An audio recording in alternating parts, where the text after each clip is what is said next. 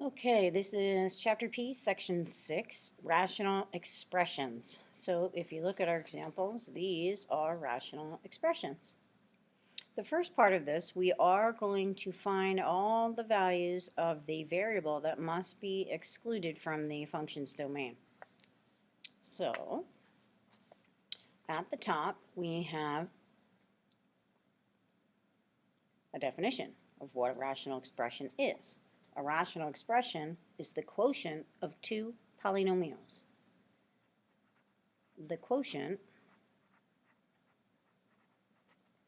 of two polynomials.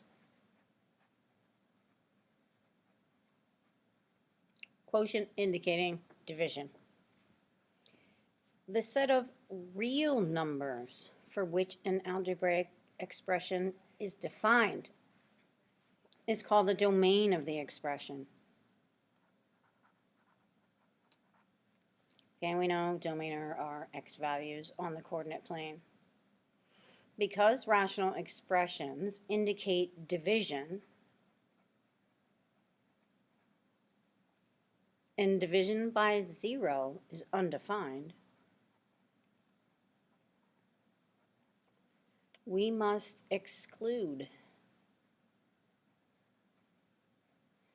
numbers from a rational expression's domain that make the denominator equal a 0. Okay, we're not solving these.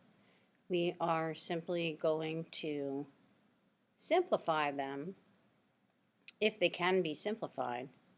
And then we have to list the denominator restrictions, because remember, the denominator cannot equal 0. If you have a variable in the denominator, there's possibly a value of that variable that could make the denominator be 0. So what I do with these is I look at the denominator, and this is, x minus 6 is a binomial in its simplest form. You can't factor this. So I scoop it up and I say, x minus 6, you are not allowed to equal 0. And when I solve this mini equation, I see that x is not allowed to equal 6. Okay, so that is the number that must be excluded from the domain of that expression. Any other number will work and make this thing, this expression, be a real number. Anything except for 6. Example B, well, x squared minus 16, that's dots. So here's why we had to do all that stuff with factoring, so that you can find denominator restrictions for these. So again, I scoop up the x squared minus 16, and I say you're not allowed to equal 0. You can solve this using the square root method, or you could factor it. I'll do both ways. X squared, you're not allowed to equal 16. Take the square root. X, you're not allowed to equal positive or negative 4. Or, if I wanted to factor instead, I know this is x plus 4 times x minus 4, because that's how dots factors. And then I say x plus 4, you can't be 0. X subtract 4, you also can't be 0, right? Because if this is 0, 0 times this gives me 0. And then I solve these. So x is not allowed to equal negative 4, and x is not allowed to equal positive 4.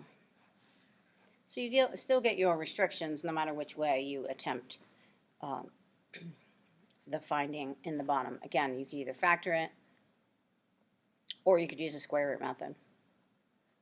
Here I have a trinomial. So again, I'm going to take it, I'm going to scoop it out of the denominator, and I'm going to say x squared subtract 15x, add 50. You're not allowed to equal 0 because you're in the denominator.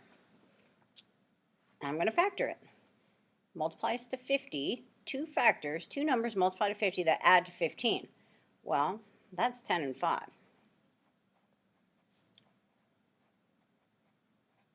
Signs are the same, they're both negative. Here I see x is not allowed to equal 5, right? It's always the opposite of the sign that's in the grouping, right? Because if I set this not equal to 0 and then add 5, it's going to be positive 5. And over here, x can't be 10. So those are my denominator restrictions. If you have any questions, post a comment or ask in class or during your Google Meet if you're online. Okay, side 2. Simplifying rational expressions. An expression is simplified when no common factors exist. It's like you're simplifying a fraction, 4 over 6, right?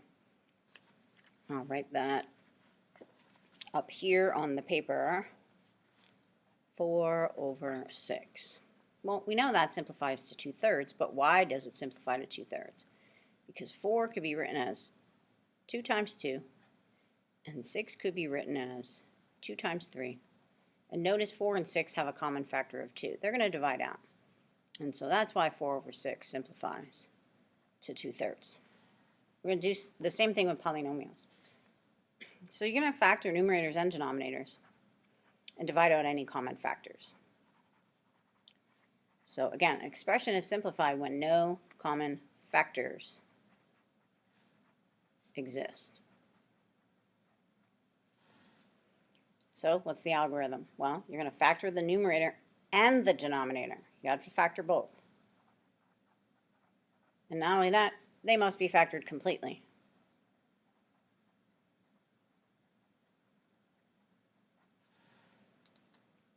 And then we're going to divide both the numerator and the denominator by the common factors. You must keep in mind the domain. And actually the domain restrictions.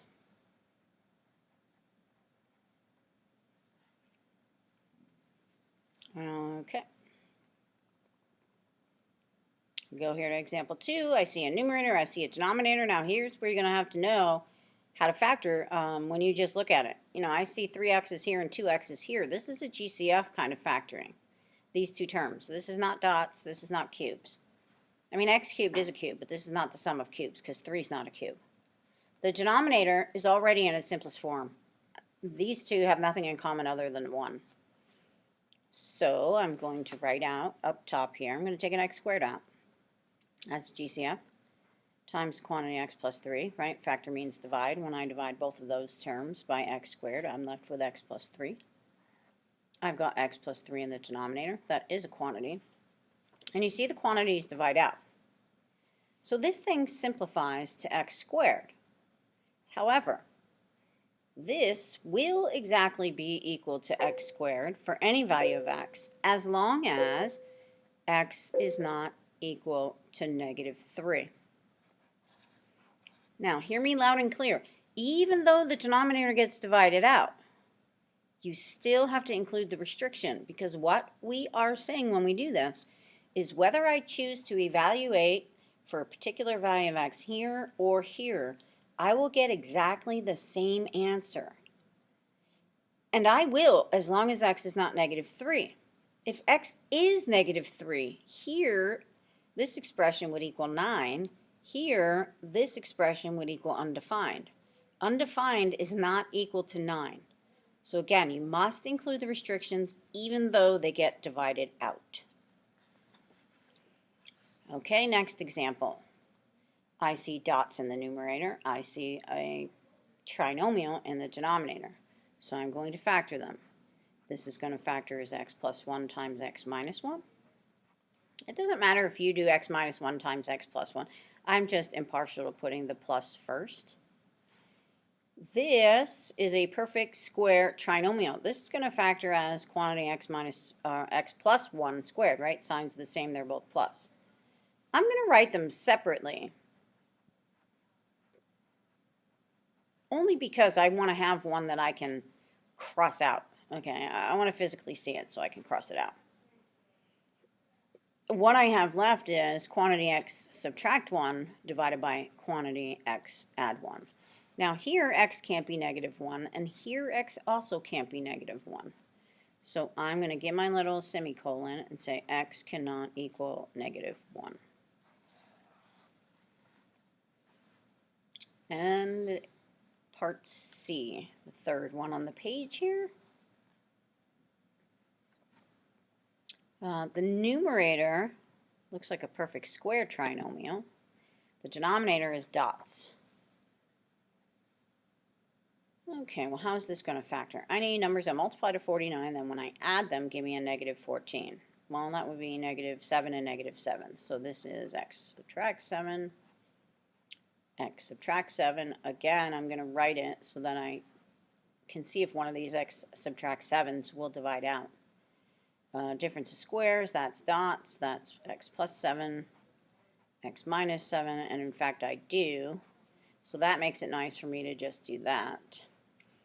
Final answer here is x subtract 7 over x add 7. Now here x can't be negative 7, and here x can't be positive 7.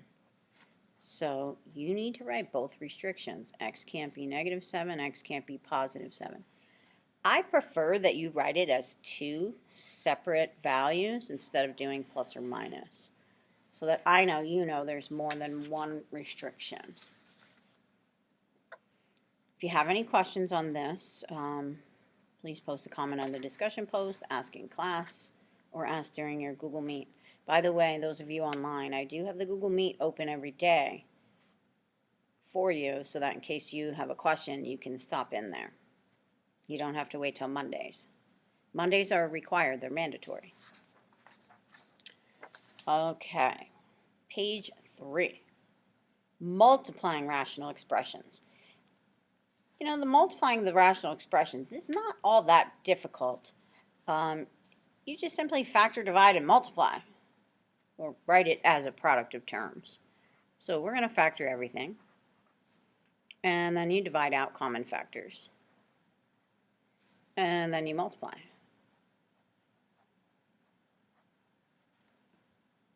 Okay, so factor all numerators completely.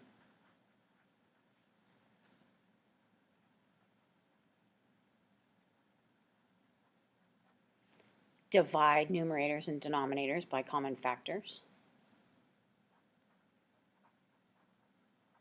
Okay, so you're factoring the numerators and the denominators completely. You're dividing out common factors, just like we did with those other examples.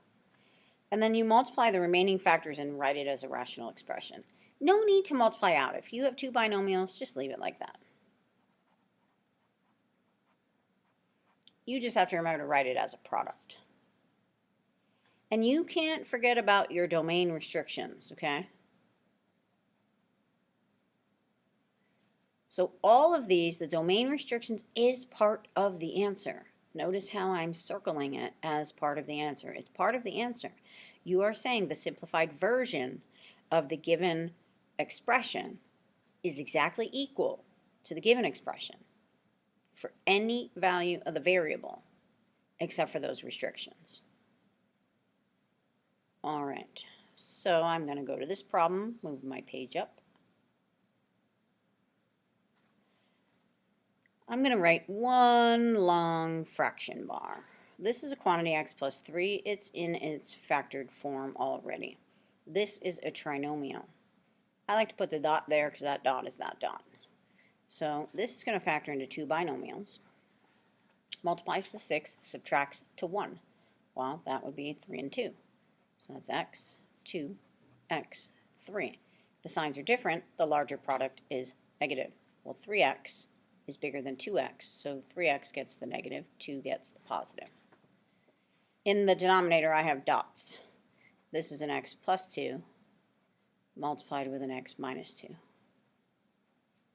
Here's my dot. Factoring this, this is a perfect squared trinomial. That's x plus 3, x plus 3. Right? Multiplies to 9, adds to 6. That would be 3 and 3. Signs are the same. They're both positive. So now I'm going to look to see if I could cross out numerator, denominator pairs. Okay, I can't cross these out. They're both in the denominator. I have to have a numerator, denominator pair. Okay, so I'm going to take this one out with that one. Plus 2, can I take it out? Yes, there's 1 in the bottom level. Subtract 3, can I take it out? No. So I'm done. But I have to say, what can't x be here? X can't be negative 2. Here, x can't be positive 2.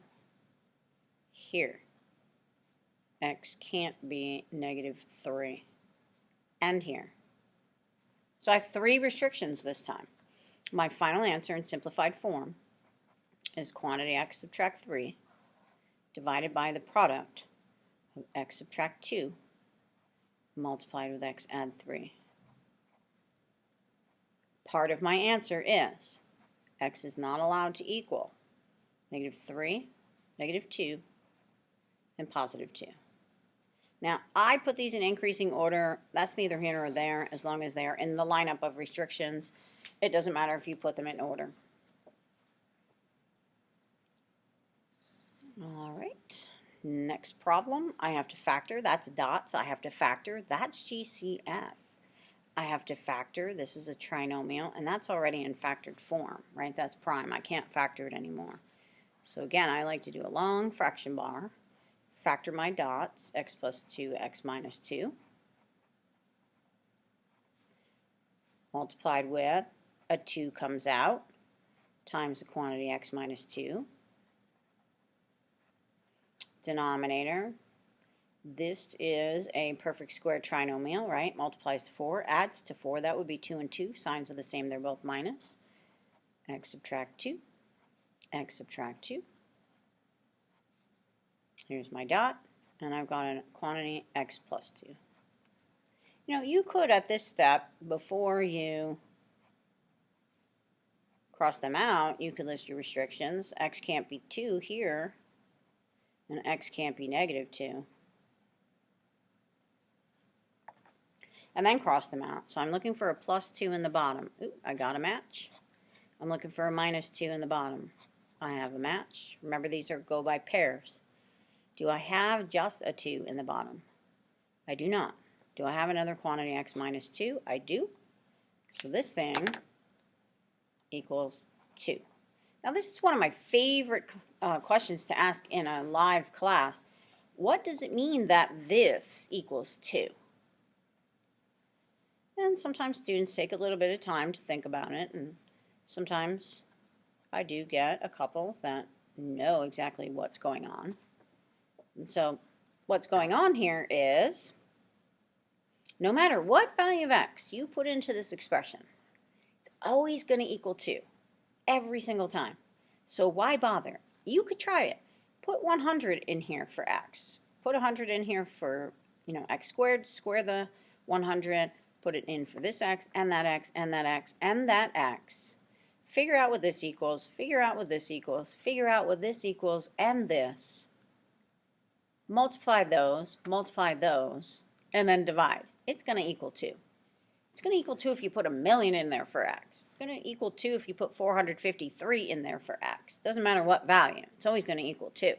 And it will, as long as x is not positive or negative 2. So if you have any questions, please don't hesitate to ask. Moving on to page 4. Dividing rational expressions. Very similar, and this is a review. You should have seen this in Algebra 2. When you divide rational expressions, we change the division to multiplication, and then you have to flip this fraction. Because you have to get the denominator fraction to be a 1. It's kind of like dividing, and I'll show a little mini example up here. It's kind of like dividing a half by a third. My goal is to get this denominator fraction to be a 1, right? This is a fraction divided by a fraction. Ugh, it's a complex rational expression. The only way to do that is to multiply by the flip of 1/3, which is 3 over 1. But remember, if I do that in the bottom, I also have to do it in the top, right? So this would equal 1. And what I really did was I changed division to multiplication and multiplied by the flip. So this here is going to equal 3 over 2. And we do the same thing with the rational expressions. You're going to invert the divisor, or flip that bottom fraction. .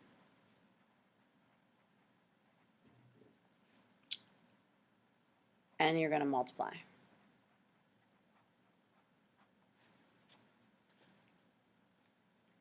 Okay, let me straighten my paper out here.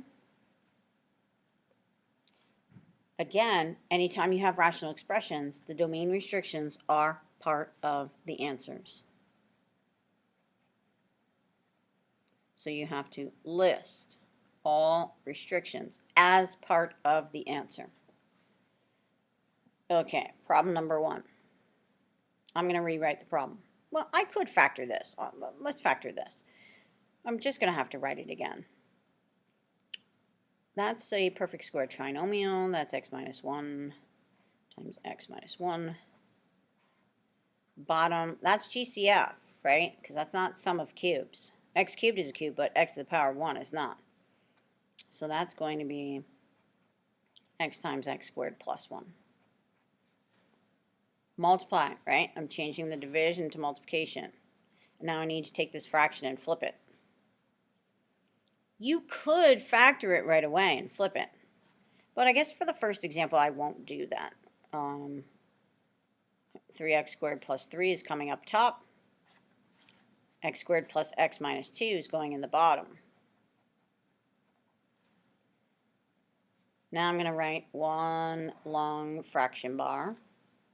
X minus 1, x minus 1, multiplied with GCF here is 3. So I'm going to take a 3 out. What's left is x squared plus 1. Remember, factor means divide. If I divide this and this by 3, I'm left with x squared plus 1. X squared plus 1. This is sots. This is not dots. This does not factor. I mean, think about it. If I take any value of x, whether it's 0 itself, a positive number or a negative number, and add 1, this thing is not going to equal 0. So I don't have any restrictions here. And also, I can't factor it because what two numbers are going to multiply to 1 and that when I add them, give me a 0, right? There's no middle term here. It's 0x in the middle. So this can't be factored. That's prime. And then over here for my trinomial, that's going to factor as x plus 2 times x minus 1. All right, restrictions. When x is out here by itself, it itself can't be 0. If I substitute a 0 in here, then 0 times all of that is 0. So x can't be 0. Here, there are no restrictions, right? Any number squared adding 1 is going to at least equal 1. Here, x can't be negative 2. And here, x can't be 1. Now I'm going to divide out my common factors. I'm looking in the numerator. I see an x minus 1. Do I have one in the bottom? I do. Bam, bam, they're gone. X minus 1. Do I have another one? Nope. Do I have a 3? Nope.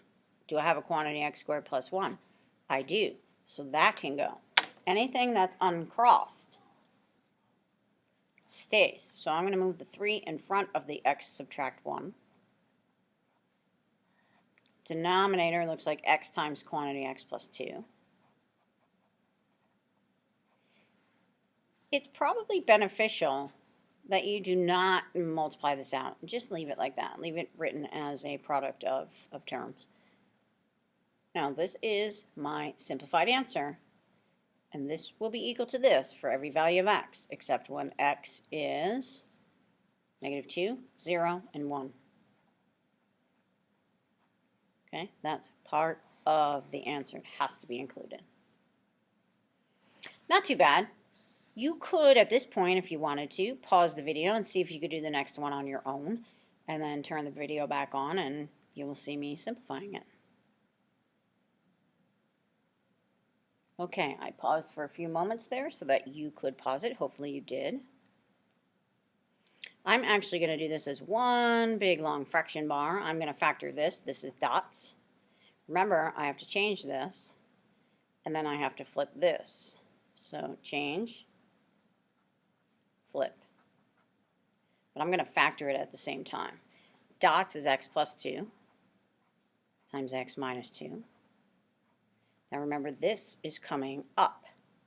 So this is 4 times the quantity x minus 2. right? Because that's GCF, 2 terms. 2 terms is either dots, cubes. Sum of cubes are differences cubes. And 4 and 8, well, 8's cubed, but 4 is not. Okay, so what did I do? I factored this. I changed the division to multiplication. I brought this up and I factored it. This stays in the bottom. And this comes down to the bottom. There's my dot, right? Changing the division to multiplication. Here, x can't be 2. And here, x can't be -2. Now I'm going to cross out numerator-denominator pairs if there are any. X plus 2, I see it. X minus 2. My final answer in simplified form is 4 times the quantity, x minus 2, as long as x does not equal -2 and +2.